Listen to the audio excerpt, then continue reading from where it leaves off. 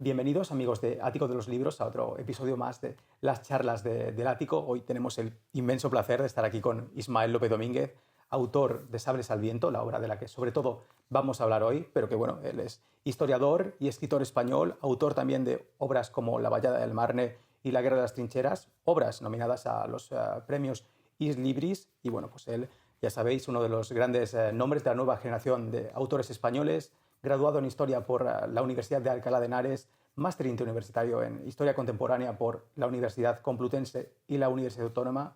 Y bueno, pues hoy vamos a estar hablando sobre todo de Sables al Viento, una obra que desmonta mitos. Bienvenido, Ismael, un placer tenerte aquí. Nada, el placer es mío por estar aquí, que me hayáis invitado, que vamos, un honor estar aquí sentado en este sillón, de verdad. Sí, bueno, sentado en un sillón y no a lomos de un caballo, ¿de dónde te viene un poco pues esta fascinación por la caballería?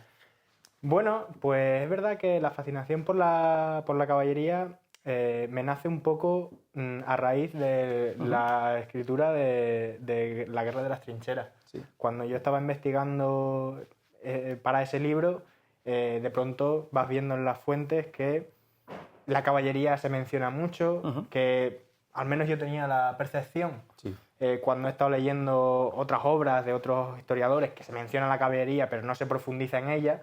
Pero, claro, eso te hace un poco la idea, ¿no?, de que la caballería estaba ahí, pero que no era importante. Sí. Pero a la hora de la verdad, cuando yo estaba investigando para La Guerra de las Trincheras, que vamos a decir que encima es eso, ¿no?, el paradigma de inmovilismo, de que no hay movimientos, que todo es barro, que todo es estancamiento, y de pronto es tanto rato mencionando la caballería, pues yo me fui creando ahí sobre todo un interés, al principio vago, pero se fue reforzando a lo largo del libro de creo que esto es más importante de lo que nos han venido contando.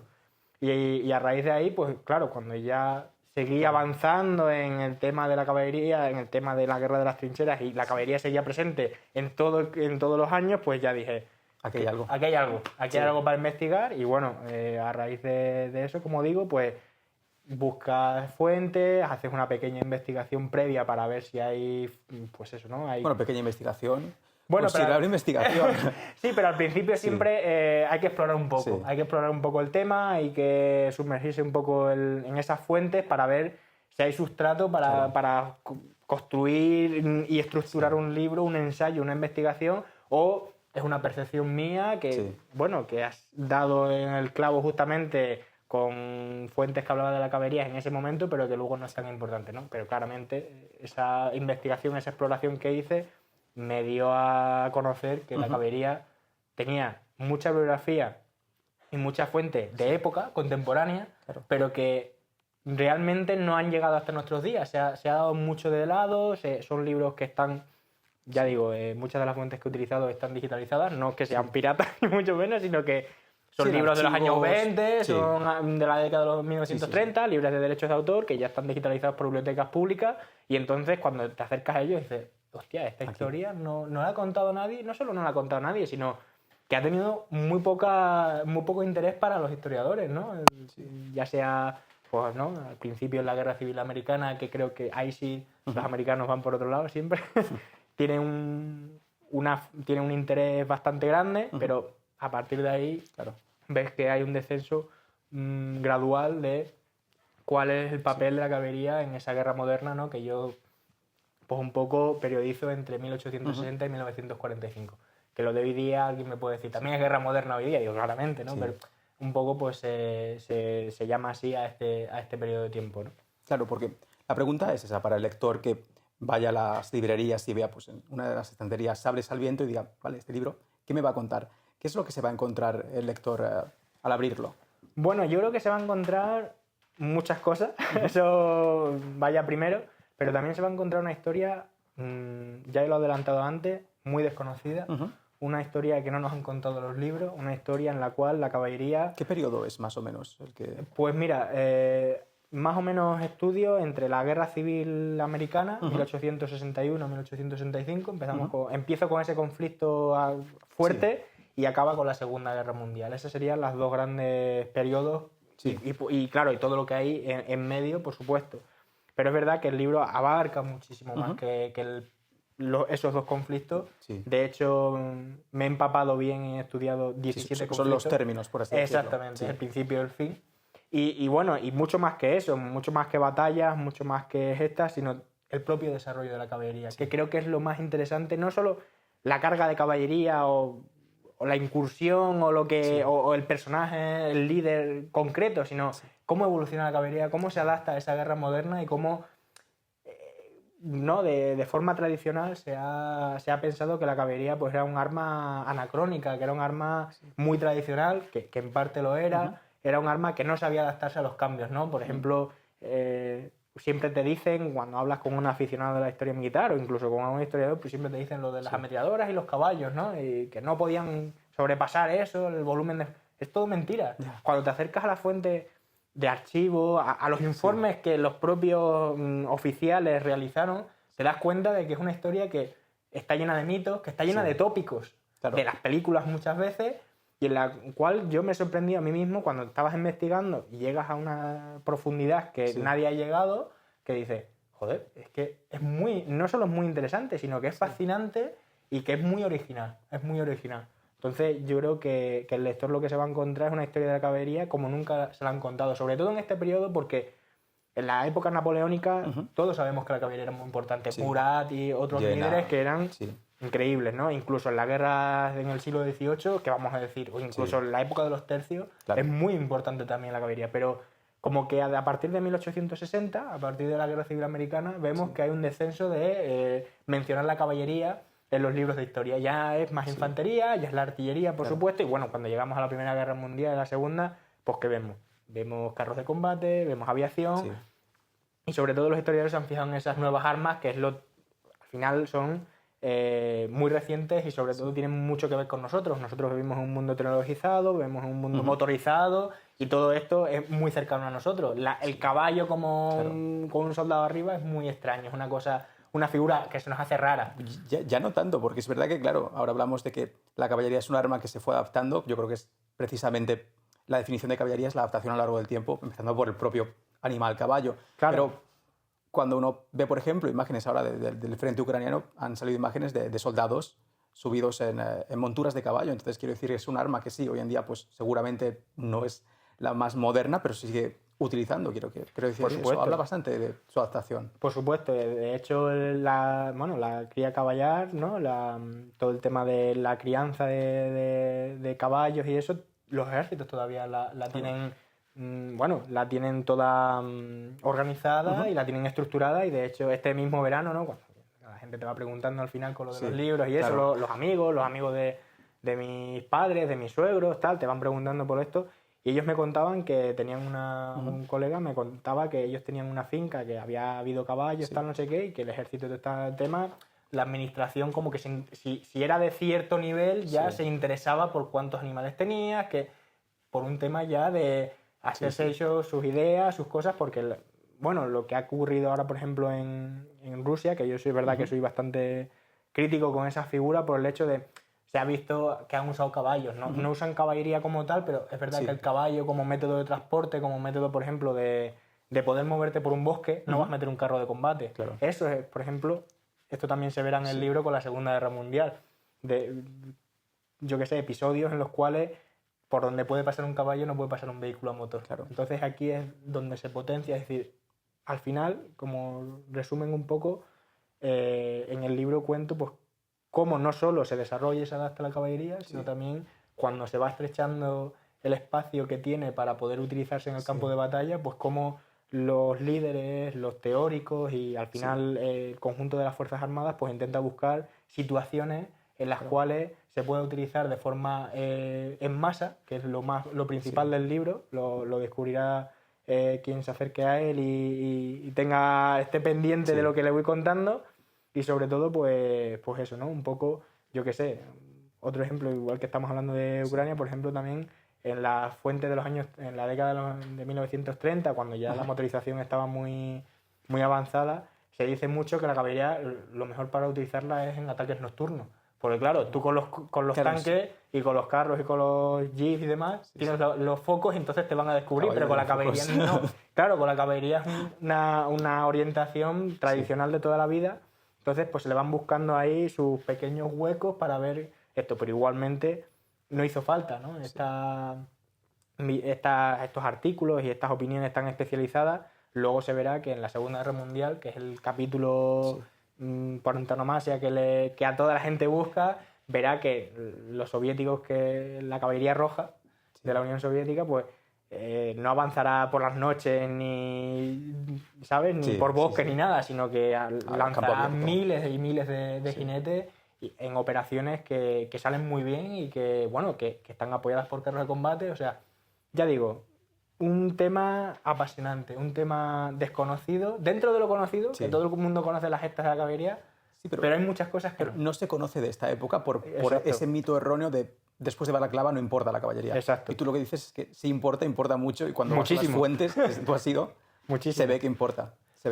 Y de hecho, esto lo dirá, a ver, yo soy consciente, ¿no? Que al final vienen aquí los autores, ¿no? Venimos aquí a vender nuestro libro como Paco Umbral, y entonces pues no, venís a hablar del libro, que es de lo que sabéis. Claro, ¿no? Pero y todos al final pues decimos que lo nuestro es original y lo nuestro es que nunca se ha contado, pero es que en este caso de verdad al 100% es que es una historia no contada, es que yo no la conozco. Realmente a mí, vamos, ya digo, cuando la gente se acerca al libro, cuando la gente vaya leyendo las páginas, dirá, ¿esto qué es? ¿No? Esto no me lo habían contado. Cuando ves a los polacos que las cargas contra los carros de combate son un mito, pero también hay caballería atacando carros de combate en Polonia con cócteles Molotov, ¿sabes? Claro. Es decir, o sea, haciendo emboscadas, porque claro, al llevar los caballos, meterse en un bosque tal, que no hacen ningún ruido, claro, tienen una versatilidad que es brutal a nivel táctico y a nivel operacional, cosa que muchas veces los vehículos de combate, los carros de combate,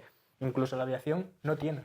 Entonces es una historia fascinante, la del ser humano y el caballo. A lo largo de toda su historia es fascinante, pero en esta época que vivimos los últimos momentos de la caballería como tal, y sobre todo me refiero a la caballería utilizada en masa, que es lo que se ha buscado siempre desde la antigüedad, se ha buscado utilizar esa caballería en grandes números.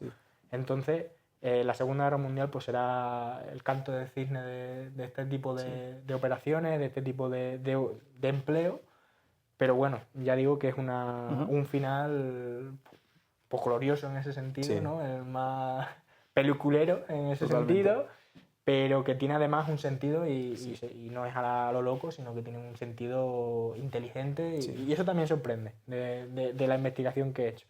El uso que se le da a la caballería en este tipo de conflictos de forma inteligente, de forma no alocada, sino, oye, la caballería... ¿Qué tácticas se utilizan así? Bueno, pues... ¿Cómo se van amoldando? La caballería poco a poco se va amoldando según va evolucionando todo el tema del armamento y también los ejércitos. La clave está en el libro, en prestar bastante atención en el primer capítulo, en el de la Guerra Civil Americana, porque la Guerra Civil Americana va a ser el paradigma para los siguientes conflictos. Es decir, hasta la Guerra Civil Norteamericana hay un tipo de caballería, una caballería de choque. Normalmente pues tenemos a pensar en los coraceros franceses de Napoleón. Hay ese tipo de caballería en la cual se enfrenta a los cuadros de infantería, que choca, también se enfrenta a la caballería enemiga, pero que digamos que es una caballería más táctica que estratégica, aunque es verdad que Murat utilizará ya provisionalmente cuerpos de caballería para hacer movimientos estratégicos de rodear un ejército, de intentarlo copar, etc. ¿no? ¿Qué pasa en la Guerra Civil Americana? Que empiezan a ponerse de moda, entre comillas, o empiezan a organizarse otro tipo de tácticas. Como ya las cargas no pueden utilizarse porque la infantería tiene mayor volumen de fuego, porque las armas son mucho más letales y sobre todo la infantería ha crecido mucho más, son ejércitos masivos, pues claro, la caballería tiene que adaptarse a ese nuevo contexto. Eso no quiere decir que no haya cargas en la Guerra Civil Americana ni posteriormente, que las hay y muchas, pero claramente se dan cuando el momento es propicio, cuando hay una columna de infantería que está despistada, cuando ven que les han sorprendido, porque la caballería al final no avanza ahí a campo descubierto, sino Claro. que ellos buscan los recovecos de los accidentes geográficos para intentar flanquear, intentar posicionarse en mejor lugar para lanzar esas cargas. Pero lo que más importante, y para mí es el key de la cuestión en el libro, es cómo la caballería se encarga o se evoluciona hacia una caballería operacional y estratégica, Sí. que ya no es el campo de batalla, sino ya piensa más allá. Piensa más allá en cuanto a perseguir al enemigo, en cuanto a rodearlo y sobre todo en lanzar incursiones al territorio enemigo. Eso es marca de la casa de la Guerra Civil Americana. Es una cosa fascinante dentro de este conflicto, porque gente como Jeb Stuart o Sheridan luego, ¿no? Uno de la Confederación y otro de la Unión, pues se van a hacer verdaderamente expertos en lanzar este tipo de incursiones que no buscan ya atacar al enemigo, sino buscan atacar toda la logística, destruir puentes de ferrocarril para que no puedan traer provisiones a las tropas, dejarse ver por los pueblos, que eso es una misión también de la caballería que se va a potenciar mucho. Cuando ves caballería en la retaguardia, te asustas. Dices, ya me han flanqueado, esto, no hay defensa, hay huecos. Esto al final lo que hace es la población se pone muy nerviosa. Cuando ve caballería enemiga, la gente se pone muy nerviosa, empieza a hablar. Hemos visto caballería enemiga, entonces esto se extiende, que normalmente suelen ser no bulos, pero normalmente es a mejor una patrulla que se ha escapado y ¿no? Y entonces, pues eso, ¿no? A raíz de esta circunstancia, pues esas incursiones se ven como el nuevo papel de la caballería. Y de hecho, en el libro se ve claramente cómo después de la Guerra Civil Americana, todas las caballerías lo que intentan buscar principalmente es hacer este tipo de incursiones. Y de ser una caballería operacional y de tipo estratégico. Los que mejor van a tener, bueno, a recibir esa herencia van a ser los bolcheviques, los rusos primero, luego ya los bolcheviques van a ser los que comprendan muy bien el campo de batalla, o al menos la forma de actuar de los norteamericanos, lo van a tener muy en cuenta. Gente como Budioni, Timoshenko y demás son generales que saben captar muy bien la esencia de la Guerra Civil Americana y la van a aplicar, fíjate, después de la Primera Guerra Mundial y con muy buenos resultados. Más allá de tácticas o de forma de actuar, dejando a un lado las incursiones, la caballería, por supuesto, carga con sable o con lanza. Por supuesto, este es lo clásico, pero también lucha desmontada. Después de a partir de la Guerra Civil Americana, después sobre todo de la Guerra Franco-Prusiana en Europa, la caballería va a ser equipada con armas de fuego de forma masiva, o sea, no va a ser, al principio sobre todo, solo algunos tipos de unidades de caballería tienen armas de fuego y los demás nada más tienen una pistola y un sable. Es muy poca cosa, porque si tienes que desmontar no puedes luchar a pie. Claro. A partir de estos dos conflictos, pues se ven que les entregan carabinas, fusiles de repetición, o sea, son unidades que van mejorando esa potencia de fuego. Y esta es otra de las temas importantes en el libro, cómo esa caballería no se niega a tener esas armas. Traerlas para acá, ¿no? Si las tiene la infantería, ¿por qué no nosotros no? Y de hecho, es una historia constante, es decir, hemos diseñado un arma que pesa tantos kilos y puede disparar 600 balas por minuto, que es la ametralladora. Pues la caballería dice, no te preocupes, vamos a mandar diseñar un armazón para que podamos montarla encima y transportarla con nosotros como si fuera un carro. Y así podemos utilizarla nosotros. O sea, tipo tachanka, por ejemplo. Exacto. Ese va a ser el culmen, por ejemplo, del uso táctico de la caballería. Después de eso no se va a inventar nada más.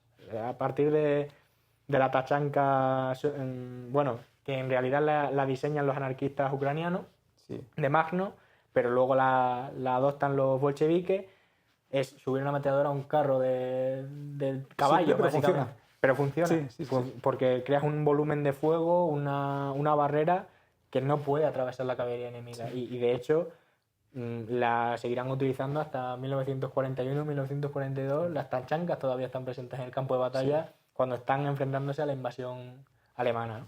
Entonces, a nivel táctico, ya digo, pues lanzas, tal, ametralladoras, o sea, en verdad la caballería utiliza todo, ya sea montado, desmontado. Los británicos en esto son muy salomónicos porque crean el manual en el que publican antes de la Primera Guerra Mundial, que es el Cavalry Training de 1912, ellos ponen que las tácticas de la caballería tienen que ser, pues eso, ¿no? Tienen que ser la mitad, un regimiento. Si ataca un regimiento, la mitad tiene que ir desmontado y la mitad tiene que ir montado, ¿no? Es decir, para mezclar todas las tendencias que había en esa época, porque también... ¿Les funcionó esto o no? Sí, la caballería al final crea ese modo de uso, ese modo de utilización de desplegarse parte montados, parte desmontados, porque la parte montada sostiene al enemigo, mientras la parte montada pues va flanqueándoles y les ataca por la espalda, un ataque sorpresa y tal, y les desbanda, ¿no? Esa es al menos la teoría.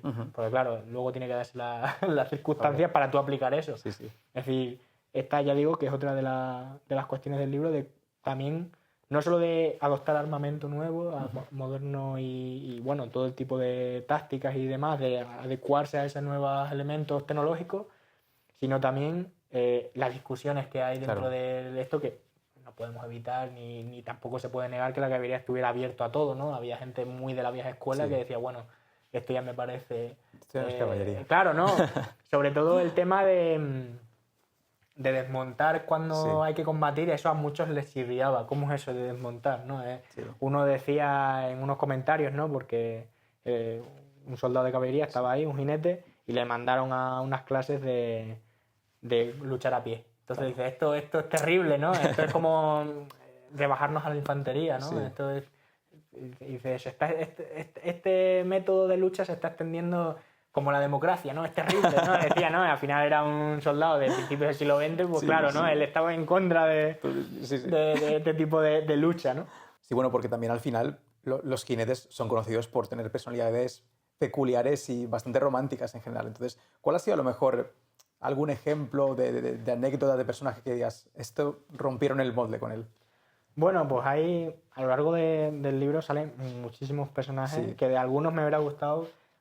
Es que te da para hacer una biografía de ellos y hablar mucho en profundidad, porque eran personajes tanto en tema militar como en sus vidas personales. Pues el ejemplo clásico es Custer, ¿no? El general Custer, en todo el tema de las operaciones contra los indios y Little Bighorn Horn y tal. Hombre, y no solo en su actuación contra los indios, sino que él mismo es una persona muy estrafalaria.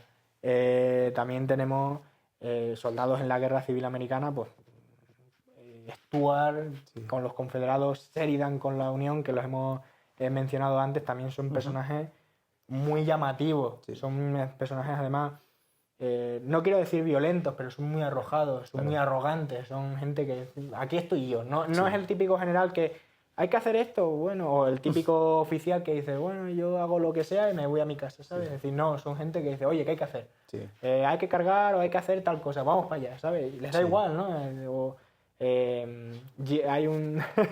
Ahora mismo era un general norteamericano de la Unión que le llamaban, fíjate, Kill Cavalry. Él se llamaba Kilpatrick, ¿no? Y le llamaban Kill Cavalry porque era de este, entonces a este le decían literalmente, Sherman de él le decía que era un gilipollas, o sea, con toda... Es que lo decía tal cual, lo decía tal... Sherman, que también... Claro, es que claro, era un señor que decía, oye, hay tropas confederadas aquí, hay que cargar y no sé qué, claro, hay que cargar y había un muro delante de la caballería, pero ¿cómo vamos a hacer esto? Pero la caballería, te das cuenta en el libro que dice, me da igual, hay alambradas, me da igual, yo voy a cargar, ¿sabes? O sea, son gente que no es que no tema la muerte, no, tampoco quiero ahora hacer aquí una película, no es eso, pero que tienen dentro de sí un espíritu y una moral muy elevada. Al ser tan pocos, pues eso al final refuerza ciertas tendencias. Tenemos a estos generales de la Guerra Civil Americana, tenemos a Custer, luego tenemos también, por ejemplo, la Guerra Civil Rusa y, bueno, sobre todo con las operaciones contra Polonia, pues tenemos a Budionni, que con eso, con ese mostacho, ¿no? Y que además es esto, ¿no? Que él fue luego soldado de caballería hasta, bueno, de hecho sobrevivió a Stalin y murió en los años 70 y de hecho se dedicó a la ganadería de caballos y creó una nueva raza, ¿no? Que se llama así tal cual, se llama Budionni también. Bueno. Entonces, es decir, son gente muy, muy especial. Son gente además pues chula, que ellos, ya digo, ¿no? Están en un arma que, como decía, al ser poquitos, eso crea unas predisposiciones tanto de comportamiento social como de comportamiento también a la hora de combatir, pues diferentes a la infantería que digámoslo así, son todos iguales, no hay diferencia, tú eres el regimiento de caballería eran 600 personas, el regimiento de infantería eran 3.200. No hay diferencia. Normalmente pues los hombres se conocían, había otro tipo de eso, ¿no? De relaciones entre las unidades. Yo qué sé, personajes hay muchísimos a lo largo del libro, hay muchísimos. A mí los que más me han sorprendido, eso, los rusos y los norteamericanos son los que más llaman, yo qué sé, Pancho Villa. No es caballería como tal, no era líder de caballería, pero utilizaba mucha caballería en la Revolución Mexicana. De hecho, lo utilizaba a fondo, sin reserva. Ellos, si tenían 1.000 jinetes, lanzaban los 1.000 jinetes. ¿No? Ninguna táctica, era arrollar al enemigo, literal. ¿Funcionaba? Al principio funcionaba muy bien, luego, claro, lo típico. Como decía Napoleón, ¿no? Si usas mucho una táctica, tu enemigo acabará copiándola. Y entonces, claro, le cogieron la medida y al no tener reservas, claro, una vez que has lanzado los 1.000 que tiene, ya no hay más. Entonces fue a partir de ahí cuando empieza a encajar derrotas. Pero a los americanos les trae de cráneo, porque los americanos también mandan caballería por Pancho Villa y no son capaces de encontrarlo. Y mandan solo caballería, o sea, atacan a los revolucionarios mexicanos, intentan atraparlos, pero no consiguen, ¿no? No consiguen esto. Ya digo, es un mundo lleno de personajes tremendos, con un sentimiento que creo que es de lealtad y de servicio a su arma que no tiene, yo creo que no tiene comparación con ninguna otra arma, o sea, de verdad. Es una cosa muy, muy llamativa. Y bueno, realmente acabas de hablar de la expedición contra Pancho Villa, pues una expedición en la que participó, digamos, uno de los personajes más importantes del mundo militar del siglo XX, Patton, que la gente lo ve en la Segunda Guerra Mundial, pero no se lo imagina igual cabalgando a caballo pues por los desiertos de la frontera. Pues sí, Patton también, ciertamente, es personaje que proviene de la caballería. De hecho estuvo en varios regimientos, en su época ya de madurez, antes de la Primera Guerra Mundial, estuvo en el 10º Regimiento de Caballería. Y él es un teniente que encima está obsesionado con la esgrima. De hecho, diseñará una espada, diseñará un sable para la caballería estadounidense, porque dice que el sable que tienen ellos, que básicamente es el mismo que el de la guerra civil, pues no sirve para los propósitos de la lucha montada y de choque de caballería. Él diseña su propio sable, que ahora a la postre se llama el sable Patton, que al final los americanos en México se dan cuenta de que no es el sable el que va a dirimir las batallas, sino son las armas pues tales como las pistolas, los rifles, las ametralladoras, que son armas que pues modernas, ¿no? Es el arma tradicional, tribal, que es el sable. Y bueno, Patton, de hecho, es uno de los que más aboga por utilizar la caballería de esta forma. Y es gracioso, porque él en México, cuando está allí, que es ayudante del general Pershing, que luego va a comandar a todas las fuerzas norteamericanas en Francia, en la Primera Guerra Mundial, y de hecho va a ser comandante en jefe, uno de los pocos comandantes en jefes que va a tener Estados Unidos, porque ese puesto, ese rango no existe en Estados Unidos, ¿no? Entonces, cuando llega a México, no es la caballería cargando o luchando montada la que abate a los principales soldados, lugartenientes de Pancho Villa, sino son en escaramuzas que hay con desmontados, que hay un cruce de fuego, y entonces, pues de hecho, en una de las búsquedas que está, porque esto es un poco Vietnam, pero en México, de búsqueda y destrucción de los revolucionarios mexicanos. Entonces, en un momento dado, Patton va a buscar provisiones a un pueblo y entonces le atacan una serie de jinetes. Él está en coche con una serie de, de acompañantes y eso, y empiezan a disparar con las pistolas, y cuando caen uno o dos jinetes mexicanos, y cuando van a ver, se han cargado uno de los generales más importantes de Pancho Villa. O sea, no ha sido la caballería haciendo un cerco, sino ha sido totalmente... No, se lo encontraron así y le despacharon. Entonces, el libro también... este tipo, y que viene al caso de todo el tema de la expedición punitiva a México y eso, no solo trata sobre las grandes victorias o sobre las grandes operaciones que lleva ya la caballería, sino también de las que no lleva a cabo, de las limitaciones que también hay, que las hay, que esto no es un libro de enaltecimiento a la caballería, al contrario, sino es un libro en el que busca pues, tanto los puntos a favor, los puntos en los cuales la caballería es importante a la hora de combatir, pero también en los cuales que dice, aquí mejor no haber utilizado caballería, o se pensaba que se iba a utilizar de una forma y no ha podido ser, o tal. En México es una de las cosas, o de los episodios de quiero y no puedo.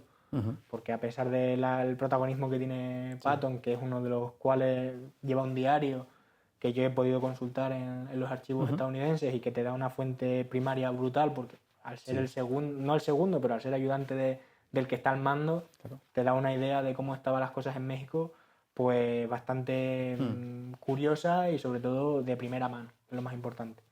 Entonces ves que la caballería pues tiene sus limitaciones. Tiene unas limitaciones pues tanto para moverse ya... Sí, bueno, como toda arma también. Como toda arma, exacto. Sí, bueno, y hablando de limitaciones, de derrotas, pues yo creo que la audiencia española, el lector español, pues yo creo que enfatizar esa derrota tan heroica, tan trágica de Alcántara, creo que le va a interesar lo que tú puedas tener que decir sobre ella. Claro, todo lo que ocurre en España con la caballería también es otra de las partes del libro. No tiene su propio apartado, mezclado con el tema de la guerra civil también, por supuesto, todo va unido de la mano. Y lo de Alcántara, pues a ver, es casi hoy día un mito fundacional también incluso del nacionalismo español, ¿no? Que ensalzar a los héroes, ¿no? Y sobre todo en unas jornadas como es el desastre anual, en el cual el ejército español encaja muchas bajas frente a los rifeños y es la caballería la que salva el día, básicamente. Esos días de julio, la caballería, en concreto el 14 Regimiento de Cazadores de Alcántara, con Fernando Primo de Rivera al frente, es el que salva un poco la jornada por el hecho de sacrificarse para salvar a la infantería que se está retirando a trompicones por todo el norte de Marruecos, ¿no? Este Alcántara es verdad que tiene una utilización, bueno, un empleo más bien, esos días muy profundo y a fondo, como suelen hacerse las cosas aquí también muchas veces en España, ¿no? De eso de que un poco, pues eso, ¿no? De más pensar con el sable y menos con la cabeza. Porque el regimiento de Alcántara lo que hace es, le ordenan literalmente que tiene que cubrir la retirada española. Teniendo las condiciones, y sobre todo en España, de que aquí habían sido bastante críticos con la lucha desmontada, pues lo que hace el regimiento Alcántara sobre todo es lanzar cargas al arma blanca. Es verdad que también lucharán desmontados, que todo hay que decirlo, y utilizarán ametralladoras para cubrir a la infantería, no solamente utilizan la lucha montada para salvar a las columnas que se retiran, sino también pues eso, ¿no? Usan todo lo que tienen a su mano.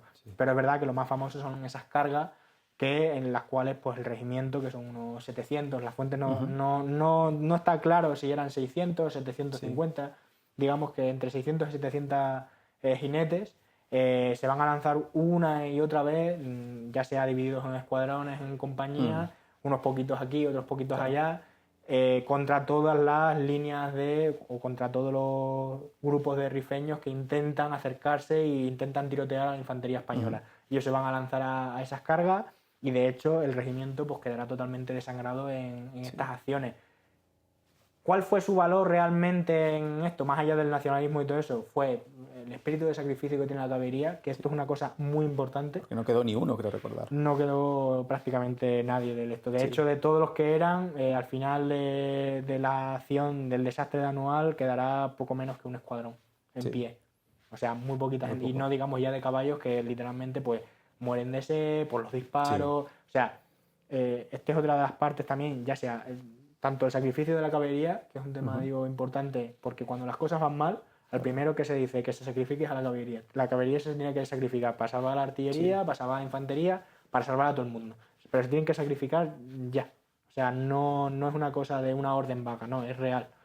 Al final, en la Alcántara, lo que más podemos sacar de conclusiones es que más allá del nacionalismo es ese espíritu de sacrificio que decíamos. Y no solo eso, sino que después de la guerra, vamos, en el informe Picasso, creo que da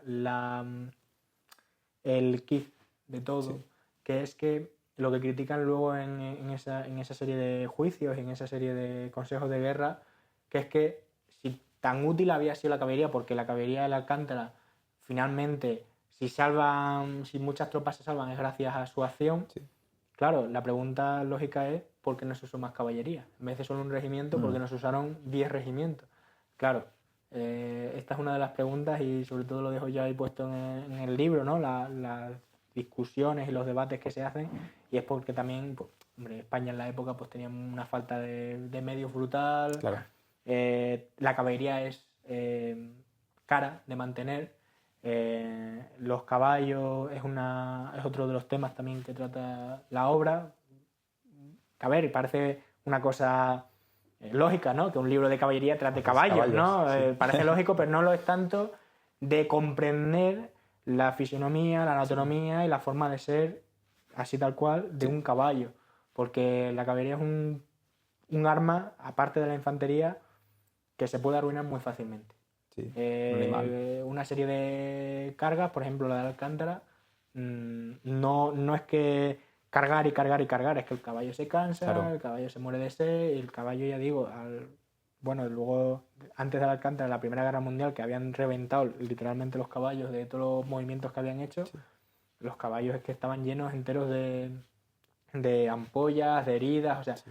Es un animal fuerte a la vez delicado, que hay que saber utilizarlo bien, hay que saber comprender de un animal irracional, hay que saber cuándo se le puede azuzar, sí. Cuándo calma, incluso darles de beber.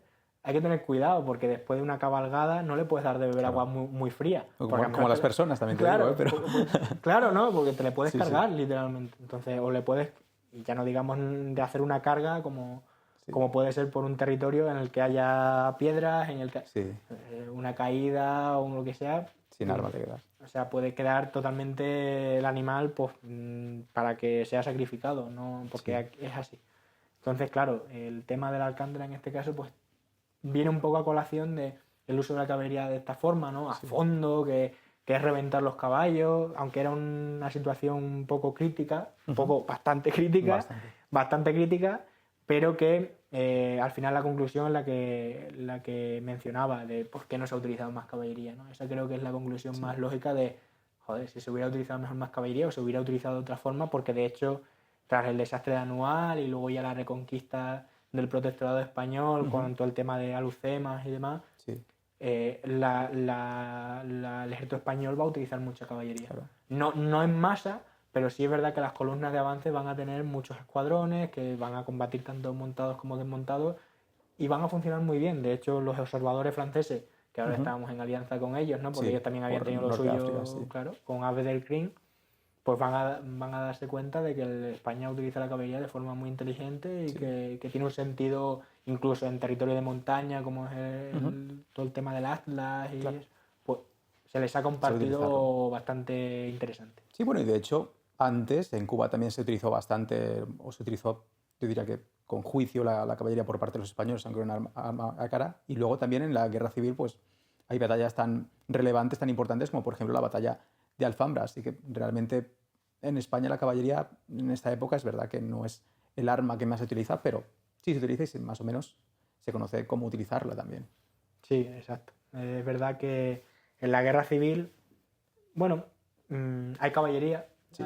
Caballería siempre hay, ¿no? Es una constante en la historia militar, caballería siempre hay, pero claro, luego hay que ver si esa caballería se utiliza, más allá que del mítico o del común, pues eso, ¿no? Exploración, reconocimiento de una posición enemiga que manda 10 jinetes con los prismáticos y dice, ya, ahí está el enemigo y nos volvemos.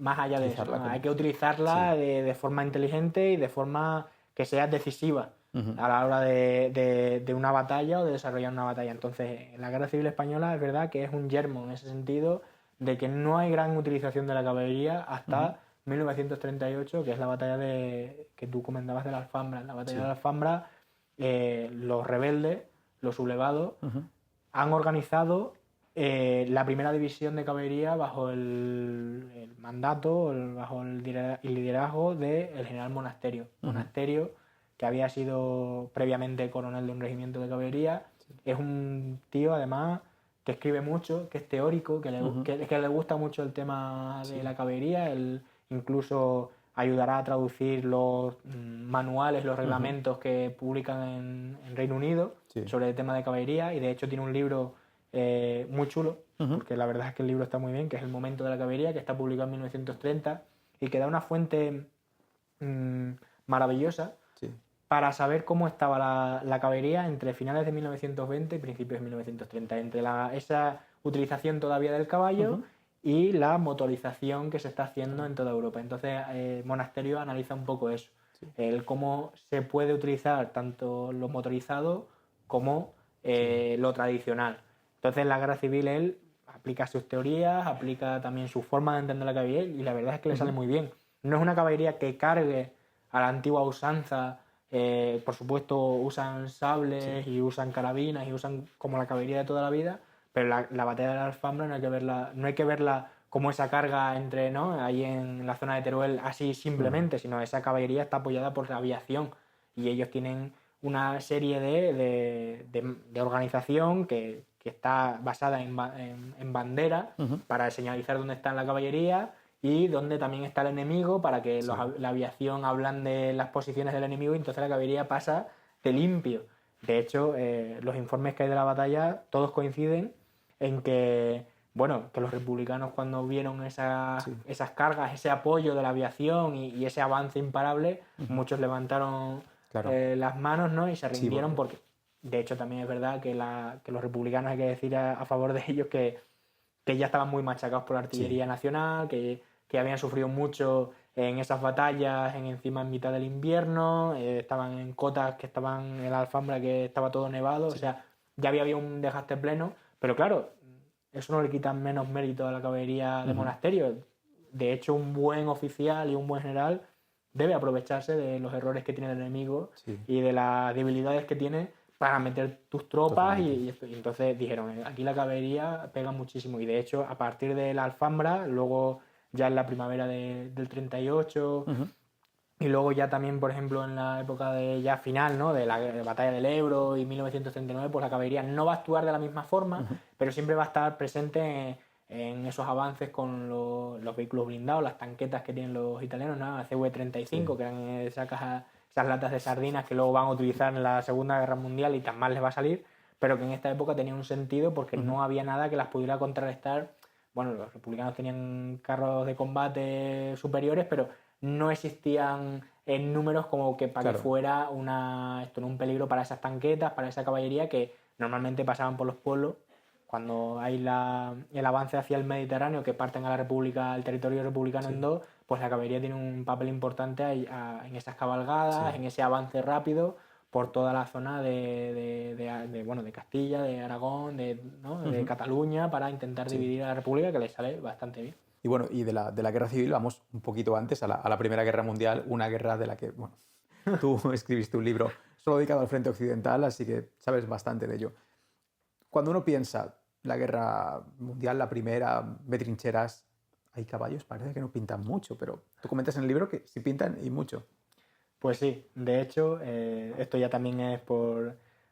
No sé, ¿no? Porque cada autor tiene su fetiche. Yo tengo la Primera Guerra Mundial y en todo el libro solo la Primera Guerra Mundial tiene 2 capítulos. El resto de conflictos todos tienen o un apartado o un capítulo, y este pues tiene 2, ¿no? Porque creo que si hay un mito de la caballería que se ha extendido y que se ha desarrollado a lo largo del tiempo, que todavía hoy, de hecho me hace mucha gracia porque cuando publicamos hace unos días el libro, joder, el anuncio de publicación del libro, pues lo típico, ¿no? Lo pones en las redes sociales para romper mitos, tal, no sé qué. Y alguien ya me contestó en Twitter y decir, no, la caballería se acaba en la Primera Guerra Mundial. Y yo dije, acaba de salir el libro, por favor, léelo, que creo que vas a descubrir, ¿no? Y que siempre de buenas, por supuesto, por favor, échale un vistazo al libro por lo menos, ¿no? Acaba de salir, no te ha dado tiempo ni a ojearlo, no me digas, pero es un tópico muy arraigado en la historiografía militar y también entre los aficionados y los autores,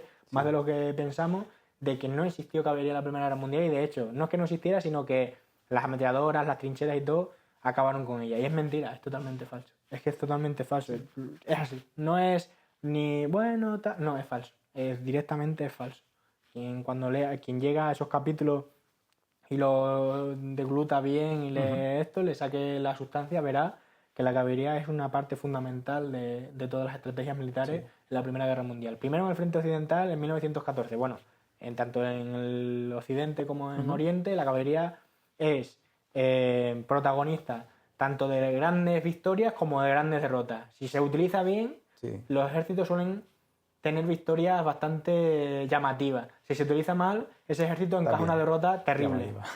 Los franceses, por ejemplo, en la batalla del Marne utilizan la caballería de forma intensa, y los alemanes utilizarán esa caballería, su propia caballería, en dos cuerpos de cuatro divisiones en su avance hacia París. Y la utilizarán también de forma súper inteligente. Y lo reconocen los propios franceses y los propios británicos. O sea, esta gente, increíble.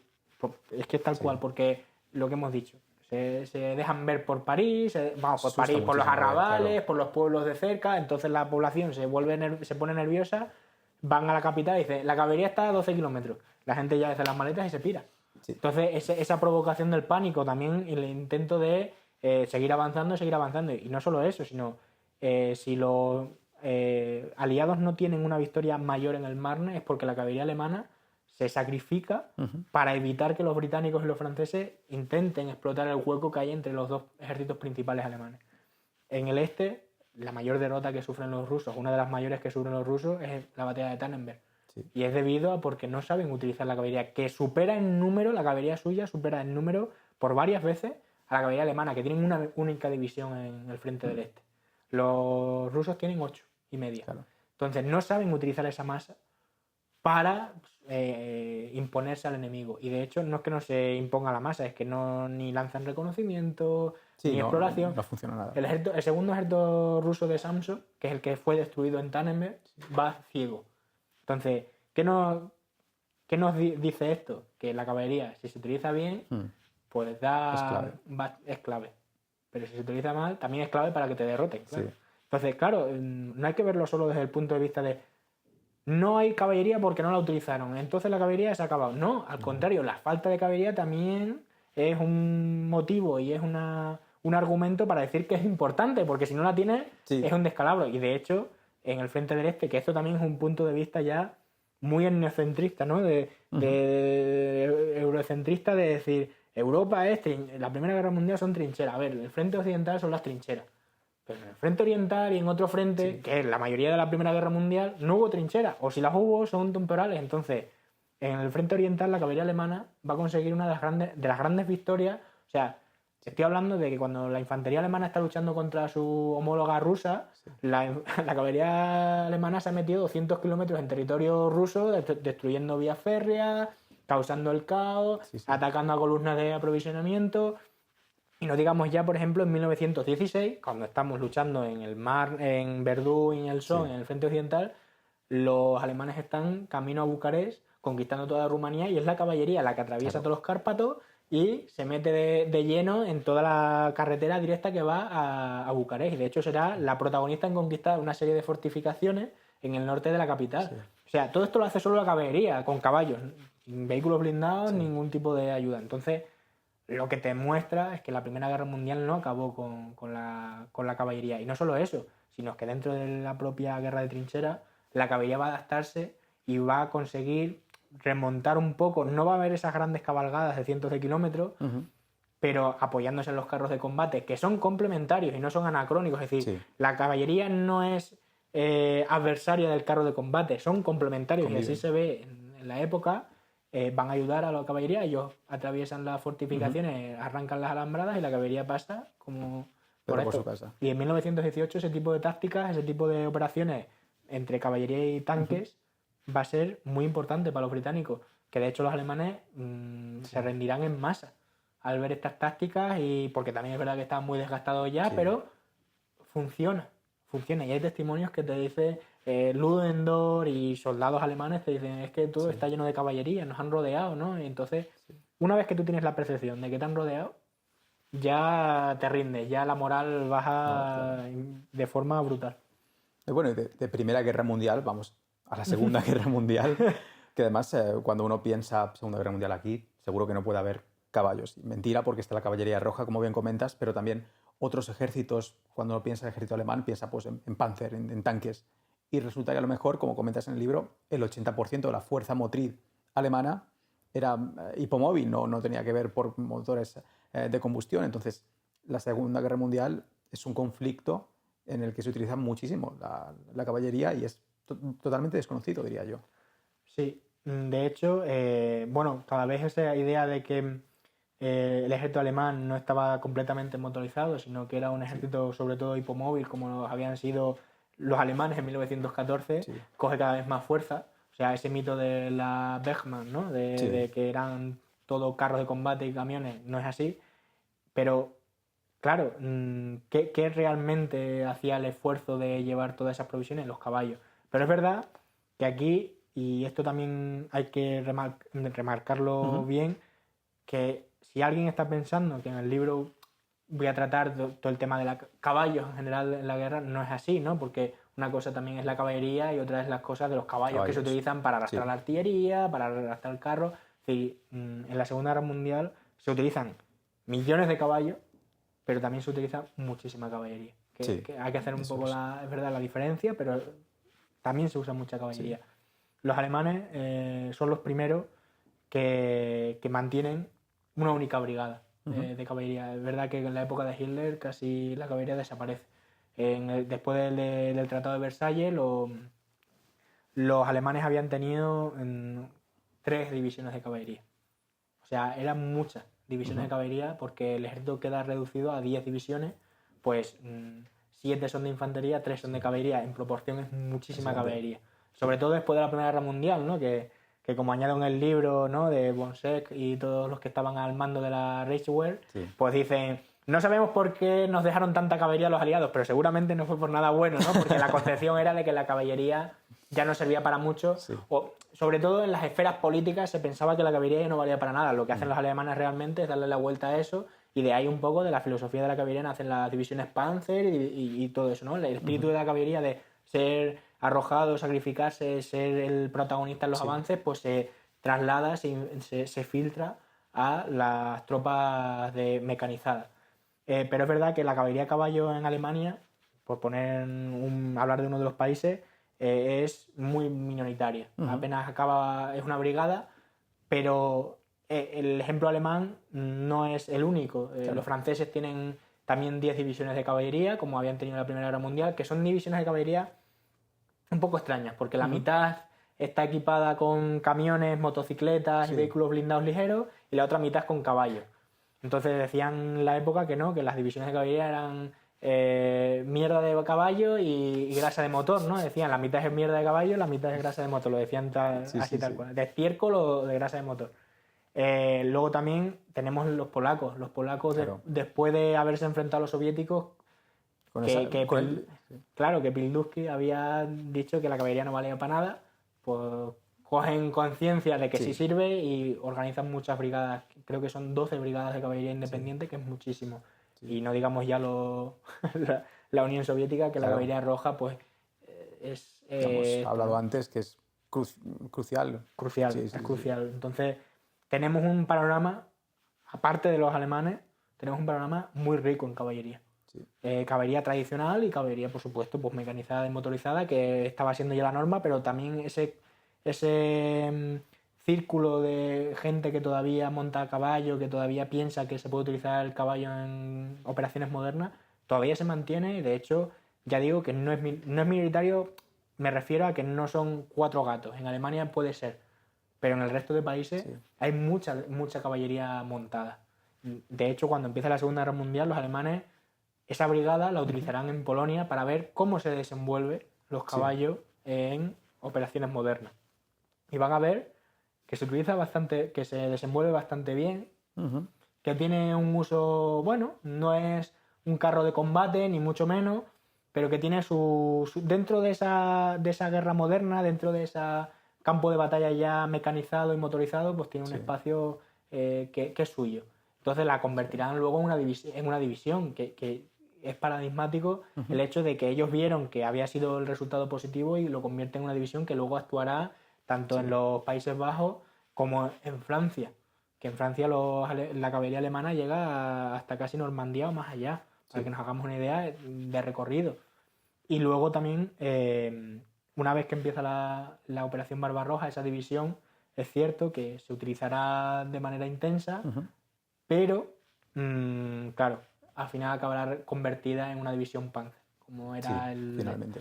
Pero es verdad que en la Segunda Guerra Mundial quien tiene el protagonismo es la Caballería Roja. La Caballería Roja es brutal. No se puede definir de otra forma porque ese mito que ha sido creado en la guerra contra los polacos y la guerra civil rusa se mantiene todavía en la Segunda Guerra Mundial, y a pesar de las derrotas de Barbarroja en las que sufren innumerables bajas, luego en operaciones de cerco, por ejemplo en Stalingrado, algunas de las unidades que rodean al sexto ejército de Paulus no son carros de combate, es caballería montada.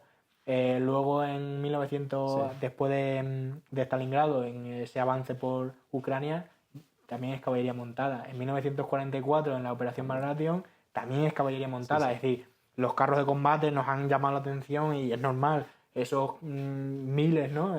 Cientos de ellos en unidades acorazadas, atravesando las líneas, destrozando al grupo de ejército B, ¿no? Que también estaba ahí defendiendo toda esa zona central del territorio tanto ucraniano como Bielorrusia y demás. Claro, los que van después detrás de los carros de combate son los caballos. Y de hecho no es que vayan detrás, es que muchas veces combaten al lado de los carros de combate. O sea, luchan junto a ellos porque, ya digo... que esa imagen ya le habrá volado la cabeza literalmente. Sí, pero es que es tal cual. Y sobre todo ya los soviéticos utilizan el sable, pero también utilizan sus fusiles, utilizan cócteles molotov, pistolas, armamento antitanque también lo llevan a caballo. O sea, tienen toda una serie de equipamiento que les permite enfrentarse a muchas unidades alemanas que pueden llevar carros de combate o vehículos blindados, da igual, pasarán por encima de ellos muchas veces. Y de hecho, en 1945, cuando están rodeando Berlín los ejércitos soviéticos, en ese cerco de la capital alemana también se utiliza caballería montada. Que valga la redundancia, ¿no? La caballería es montada, pero para que la gente no piense que es caballería motorizada, montada en vehículos blindados. No, era caballos. Y de hecho los propios alemanes también, pues eso, ¿no? darán testimonio de que la caballería soviética, pues no solo es brutal, sino que hay verdadero pánico cuando aparece. Tiene un aura de misticismo que también influye mucho en la moral. Los alemanes, ya para acabar, ¿no? en la Segunda Guerra Mundial, también intentarán realizar o organizar un cuerpo de caballería, el Cavalry Corps, que será el único que tenga Alemania, pero no es porque les guste la caballería o porque quieran tener caballería, sino porque, claro, en 1944-45 Alemania está muy mal de combustible, está muy mal de carros de combate, y le dicen, bueno, pues todas las unidades que tenemos montadas las juntamos aquí y a ver cómo sale. Claramente, pues, es una unidad interesante. Yo he consultado los archivos alemanes, bueno, son los archivos alemanes, pero que fueron capturados por los americanos, y te da pues un poco que sí, que mostraron una defensa enconada del territorio, que se les ordenó defender y todo eso, pero no hay operaciones montadas, de hecho. La última participación que tendrá la caballería en la Segunda Guerra Mundial, que seguramente sea la menos honorable de todas las que salen en el libro, es las llamadas, ¿no? operaciones contra insurgencia, ¿no? que es las SS. Al no darles vehículos, les dan caballos y ellos se dedicarán a ir pueblo por pueblo, ¿no? También en los Balcanes, pues masacrando a la población civil, infundiendo el miedo, el terror. Y de hecho, claro, se les da el caballo por lo que hablábamos. El caballo se puede meter por un bosque, los partisanos normalmente se cobijan en lugares montañosos, las carreteras del centro y del este de Europa no están muy desarrolladas. Esto también es importante para utilizar la caballería, que como se decía en la época, la caballería es la única que puede caminar por encima del barro, porque nuestros carros de combate están totalmente hundidos.